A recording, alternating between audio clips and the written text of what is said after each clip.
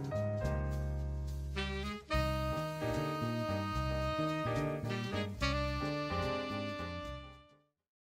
everybody. It is me, Everbiscuituzzi, and today we are talking about That Time I Got Reincarnated as a Slime episode 24.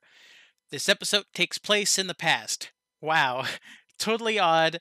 Like, I've never even heard of this stuff before, but man, the beginning of this episode, like, the whole entire blood moon, everything is, like, black and white. You see, like, a little lady just like with blood all over her. She's like making like a summoning circle. To be honest, that summoning circle looked really weird. I think that maybe Diablo was playing a trick on the girl and like being summoned like randomly. Maybe it's because like it reminds me of like a manga that I read recently where like someone just does something accidentally and then like an evil spirit just gets summoned like out of the blue. Just seems interesting because the demon, I guess Diablo felt like interested in the girl, so then he just showed up out of nowhere. Like man, like that summoning circle just looked like random just lines and circles. Then he got summoned, and then his voice, like it totally matches the character, especially the way that he acts and the way that he accentuates himself and stuff like that. Like really matches like himself, especially how he licked his lips after he like devoured like the girl's soul and like all of her friends and like the enemy souls.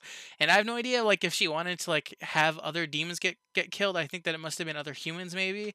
I couldn't really tell, but man, I'm at 13 minutes and 25 seconds, and there isn't like a halfway point yet. Like there's like a like like Slime's little symbol in the corner of the screen showing up. So I just thought that I don't want to like review the whole entire episode because I'm gonna like forget things, and I could do like a point based system, but I think I have like all the points so far. So we saw Shizu because Shizu's the main character of this episode, and it was nice seeing her again, especially seeing her past and seeing her going on this adventure to like take out a demon that's it's terrorizing a land. Apparently, a demon got revived, and I right now because I haven't gone that far, I don't know if it's Diablo or it's probably someone else because it did seem like it's either he's playing like a huge trick or it's another demon. But apparently, a demon got revived and wants to take up body parts, and then like apparently his body is like under the kingdom that he's terrorizing, and he only needs to get all of his body parts back in order to become like a complete demon.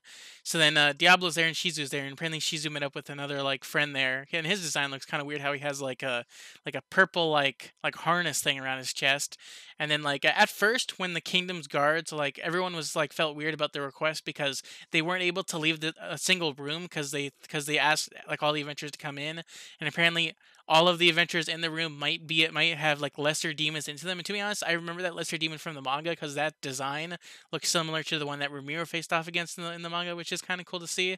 That part being actually animated, but in a different context, but with Shizu doing it, and there's a part where the guards were being total assholes to one dude, and when I saw that, I was like, is this gonna be like a like is this kingdom evil? But then as soon as when the guy that wanted to leave ended up being a demon, I was like, oh, it makes sense because at first like you're on like the adventurous side and you're not on the kingdom side. But then my mind got thwarted once we found out that he was a bad guy, and then Diablo showed himself. He started just laughing out of nowhere. That was kind of cool, and then he was just like showing off his like I guess superiority right there, and then he's just like saying that he'll kill everyone in the room to find who the demon was, and then Shizu got a little bit butthurt about that since he's like a hero of the people. So then she said, I won't let you kill everyone here. I need to stop you because of how dangerous you are." And I like it how like she just by looking at him she can tell how strong he is, like because she's just like, I couldn't even sense him. And then like go off and fight. I really like seeing her flame power and stuff like that, seeing how she used it. Apparently, the man Diablo is super strong because Shizu used like her strongest attack on him, and then like it totally just like it just destroyed his cloak that he was wearing, and he was just in his regular clothes, and he was able to protect himself with his demon wings, which those are really powerful wings. Like if that, and then like there's a guy that's just like it barely hurt him or something like that. And then he's just like, oh, I like it how he like says that it does hurt. Like he's so like humble about it. He's just like, oh, it didn't like do any permanent damage, but I did feel a little bit of pain. And then he's like saying like because I felt a little bit of pain from her, that makes it a little bit more fun. So that's where I'm at right now. I'm really enjoying the first half of this episode so far. So yeah, I'll be back in a few minutes to review the rest of this episode. Okay, I am back, and I can't believe this. A whole entire episode just indicated, just from the ending, just like the ending phrase that because Rimuru was narrating this whole entire episode is just about a character having his name finally said, Diablo. Diablo. I wonder if like that story that Shizu was talking about, how she was talking about like the prognatiers, the original demons. I wonder if that story was true about maybe Diablo being one of the original demons, because he does seem pretty powerful. One thing that is kind of funny and odd is how he left his arm being severed the whole entire time. He left his arm, and that like in that like theater room that they were in, he just left his arm there. Like even when he went to the cave to meet up with Shizu later on, he still had his arm cut off. He probably did grab it later on, but it is weird seeing that, especially like how I almost thought that when Ramiro was narrating that, like, because he said though it was one sided, does that mean that he loves Ramiro? Because there is something going on there. Like he did say like how, like when it showed like from Diablo's point of view, like him looking in the crystal ball, and he's been watching, I guess, Shizu and Ramiro this whole time. I'm wondering why he likes Ramiro so much, because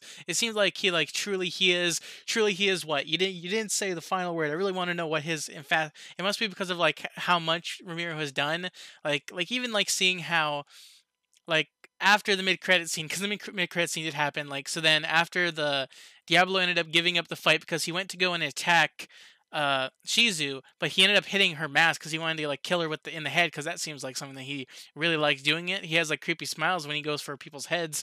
His hands were really weird, how like he could like they were like, honestly, like when I was thinking of like creating my own character like in a superhero, like I was thinking of having claws like that. And then like he ended up hitting the mask, and apparently the mask couldn't be destroyed. Like I did not know that, because it, like, I think that it got cracked a little bit, didn't it? And then maybe he like fixed it. Maybe it never cracked. I guess it could never be destroyed. Like because Ramiro has it. I guess Ramiro did give it to Chloe. So can the mask never be destroyed? Because that's insane thinking that. Because apparently it has the power of infinity. Because he couldn't destroy it, and then he ended up getting scared, and then he ended up leaving behind. I really like the way that he disappeared. He like went into his wings, and he like shadow poofed out of the air when he left. And then it was weird seeing how Shizu was in her room, and then like that guard did seem creepy, especially how he started like he's just like, I'm going to take you to the king. So then Shizu follows him, and then they end up going into a dungeon. They end up going down into like the depths into like a dungeon, and then I'm just like, like even Shizu's like, I'm just like, why are they going down there? Why would the king sit down there? Like that's like total red flags right there. And then she ended up going down there and seeing them all like bones and stuff like that. They're all sitting down in two thrones, like the minister guy and then the king. And then like the guy ends up saying that he was the demon the whole entire time. He was like the Orthus guy.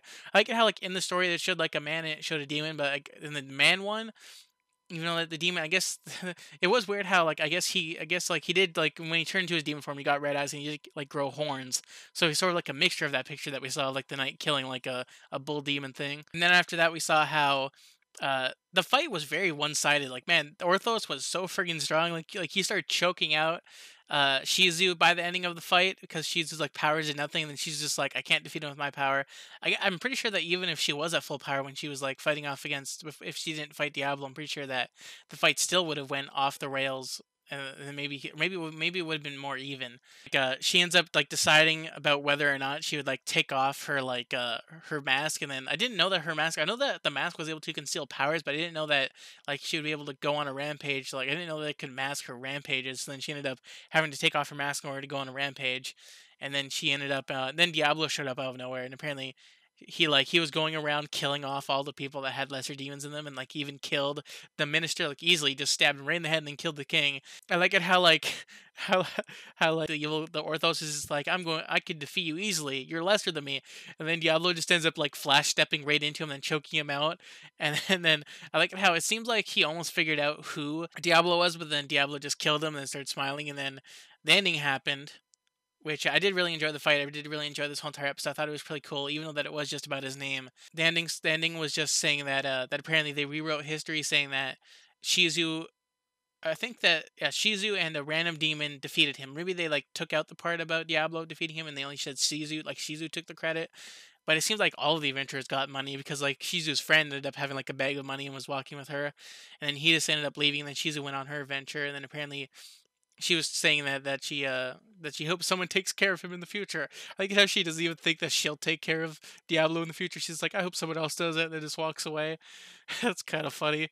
And then after that, did the whole entire thing about them saying how Diablo and Ramiro have their fates intertwined. It's really weird how they mentioned that Ramiro summoned him. Even though that I read the wiki, I think I vaguely remember that. I don't know the context though, because when I read about it, I don't really know the context. So I'm wondering how he's gonna end up summoning him. But I guess he did summon like a golem for the fairy queen. I already forgot her name. Ramirez. I just remembered it just instantly. I know names in this series. It just it just takes a few minutes for me to remember it. But yeah, This episode was pretty good, and I can't wait until Veldora's journals because I really love those things because they're super funny and interesting in the mangas. Like at the ending of that, like I said before. But yeah, if you enjoyed this review, slash my thoughts and my opinions on this episode, leave a like. If you didn't enjoy this at all, then leave a dislike. And yeah, I'll see you guys in the next review next week if that does come out, unless it comes out at a different time. But yeah, bye. See you later.